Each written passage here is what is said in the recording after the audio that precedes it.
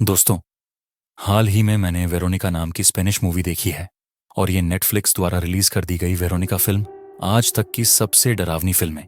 जी हाँ, यह दावा किया जा रहा है कि इस फिल्म को 100 में से सिर्फ एक ही इंसान पूरा देख पा रहा है और इसके साथ इस फिल्म की कहानी एक सच्ची घटना पर आधारित है। मैंने इस फिल्म को कुछ दिनों पहले देखा और वाकई में यह एक बेहतरीन फिल्म है।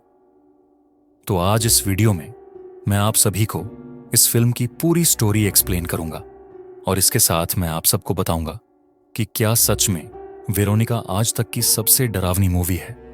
तो दोस्तों, इस फिल्म की कहानी एक 15 साल की लड़की के बारे में है जिसका नाम वेरोनिका था और वह सन 1991 मेरिड नाम के शहर में अपनी माँ और 3 भाई बहन के साथ रहती थी। वेरोनिका के पिता की हाल में ही मृत्यु हो गई थी और उसकी माँ एक बार में दिन रात काम करती थी ताकि वह अपने घर को अच्छे से चला सके। इन परिस्थितियों के कारण वेरोनिका को अपने छोटे भाइयों और बहनों का ख्याल रखना पड़ता था। 12 जून 1991 की सुबह वेरोनिका अपने छोटे भाई और अपनी बहन लूसिया और के साथ स्कूल जाने के लिए तैयार होती है। आज के दिन सूर्य ग्रहण लगने वाला था और बच्चों को टीचर्स की देखरेख में यह प्राकृतिक नजारा दिखाया जाने वाला था। ग्रहण से पहले टीचर से क्लास में बच्चों को इसके बारे में बता रहे थे और पढ़ाते पढ़ाते टीचर्स ने बताया कि पुराने जमाने में सूर्य ग्रहण के समय लोग मानव बलिदान दिया करते थे और ऐसा माना जाता था कि ग्रहण के वक्त कोई भी इंसान एक बुरी आत्मा को हमारी दुनिया में बुला सकता है। क्लास के दौरान हमें देखने को मिलता है कि वेरोनिका को ग्रहण देखने में कोई दिलचस्पी नहीं थी, बल्कि इस वक्त में वह अपनी दोस्त रोजा के साथ कुछ खतरनाक प्लान कर रही थी।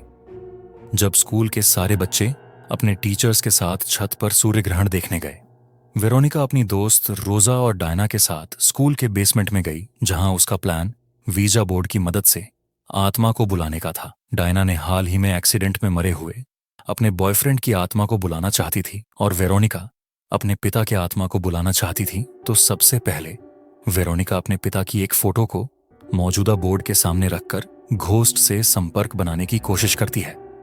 तीनों लड़की एक ग्लास पर हाथ रखती हैं और उन्हें तुरंत ही रिस्पांस मिलता है और वह कप अपने आप इधर से चलने लगता है और इतना गर्म हो जाता है कि डायना और रोज अपनी उंगलियां हटा लेती हैं।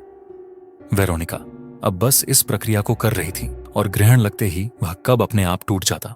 एक कप के टूटने से वेरोनिका की उंगली कट जाती है जिससे उसका खून उस पूजा बोर्ड पर गिरता है।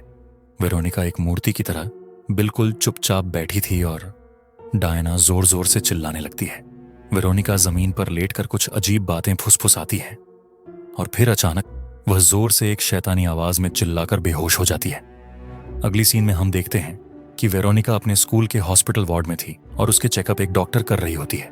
डॉक्टर का मानना था कि वेरोनिका शायद आयरन की कमी की वजह से बेहोश हो गई थी और उसे अपने खाने पीने पर ध्यान देना चाहिए। इसके बाद वह अपने सिबलिंग के साथ वापस घर जा रही होती है। तब वह नोटिस करते हैं कि स्कूल में ही रहने वाली एक सिस्टर वेरोनिका को घूरे जा रही थी। लोग इन्हें सिस्टर डेथ बुलाते थे और यहाँ खास बात यह थी कि सिस्टर एक अंधी औरत थी, तो आखिर कैसे वेरोनिका की तरफ लगातार देख रही थी? इसका जवाब आपको इसी वीडियो में आगे मिलेगा। वो सभी घर पहुंचते हैं। वेरोनिका के साथ कुछ और असाधारण गतिविधियां शुरू हो जाती हैं। वह डिनर खाते वक्त मानो बिल्कुल फ्री हो जाती है और उसके शरीर पर किसी के पंजों के निशान उभरने लगते हैं। थोड़ी देर बाद उसे अपने कमरे से कुछ आवाज सुनाई देती है। जब वह आवाज का पीछा करती है तो वह इस कमरे में अपने आप ही बंद हो जाती है और उसे चिल्लाने की आवाज सुनाई देती है। वह किसी तरह भागकर जब बाथरूम तक पहुंचती है, बाथरूम में उसका छोटा भाई नहा रहा था और किसी ने गर्म पानी का नल खोल दिया था जिससे उसके भाई का अंदरूनी शरीर जलने लग गया था। वह तुरंत उसे बाहर निकालती है और उसके शरीर पर मरहम लगाती है।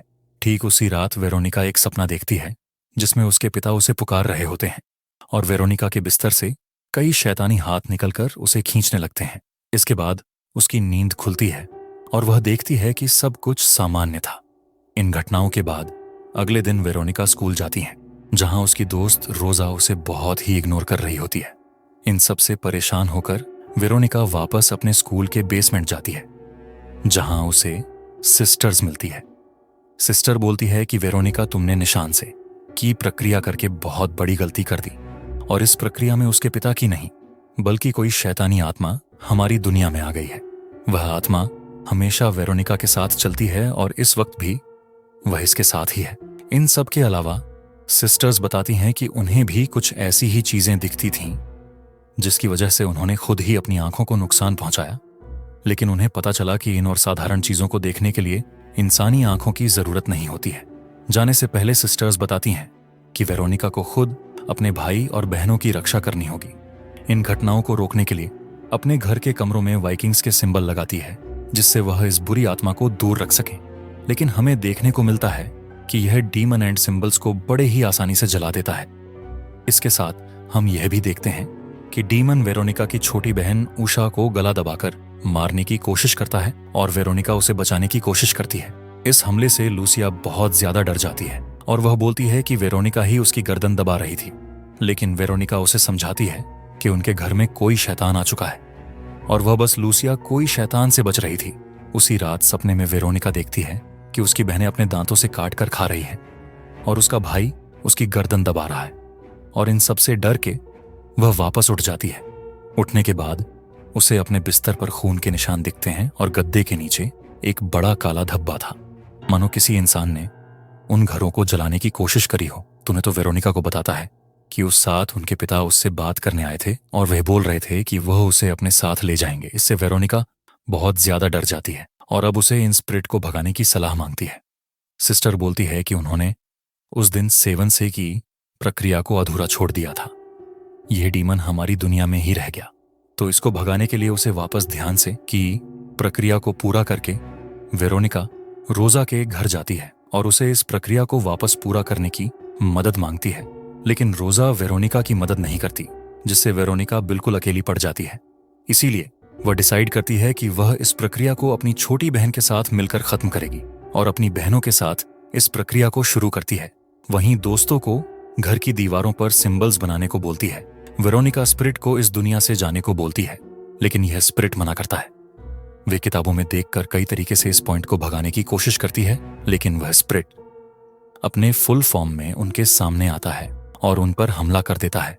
डरकर वेरोनिका पुलिस को फोन करती है और वेरोनिका आंसू को ढूंढने वापस बिल्डिंग के अंदर जाती है। वह उसे अपने रूम के प्रोजेक्ट में बंद पाती है और उससे बातें करने की कोशिश करती है, लेकिन वो अपनी आंख और कान बंद करके वेरोनिका काम करता रहता है। इस दृश्य को देखकर वेरोनिका को एक अजीब बात का एहसास होता है। दरअसल यह शैतान इस घर में नहीं बल्कि वेरोनिका के अंदर ही था। होश में आने पर उसने तुरंत ऐसा बंद किया। घर में हो रही सारी घटनाओं के पीछे विरोधिका का ही हाथ था और यह डीमन पूरी तरह से उस पर कब्जा करना चाहता था। वेरोनिका खुद की गर्दन को एक टूटे हुए शीशे से काटने की कोशिश करती है, लेकिन यह डीमन उसे ऐसा करने से रोकता है। इसी मुठभेड़ के दौरान पुलिस उस कमरे में पहुंचती है जहां के दृश्य को देखकर उनके होश उड़ जाते हैं। वेरोनिका का आधा शरीर हवा में था और वह अचानक से जमीन पर बेहोश गिर जाती है। पुलिस वेरोनिका को वहां से बाहर निकलती है और वेरोनिका को एम्बुलेंस में भेजते हैं। डिफेक्टिव वो आसपास गिरी चीजों को देखते हैं जो उन्हें वेरोनिका की एक्सप्लेन तस्वीर दिखती है और अचानक वह जल जाती है। कभी उन्हें मेडिकल लाइन फॉर्मेशन मिलती है कि वेरोनिका अब इस दुनिया में नहीं रही। इसके बाद वह डिटेक्टिव इस केस को लेकर अपनी एक रिपोर्ट बनाता है जिसमें वह साफ तौर पर लिखता है कि इन सारी घटनाओं का जिम्मेदार कोई दुश्मन था जो कि हमारी दुनिया में एक अधूरे सेवन से की प्रक्रिया की मदद से आया था। ये एक रियल लाइफ स्टोरी है और स्पेन के इतिहास में ऐसा पहली बार हुआ जब किसी पुलिस केस में डिमोनेटाइजेशन का जिक्र था।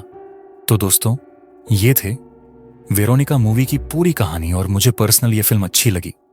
इस फिल्म की स्टोरी बहुत ही सिंपल है और क्योंकि ये एक सच्ची कहानी है, आपको इस मूवी को देखते वक्त काफी डर लगेगा।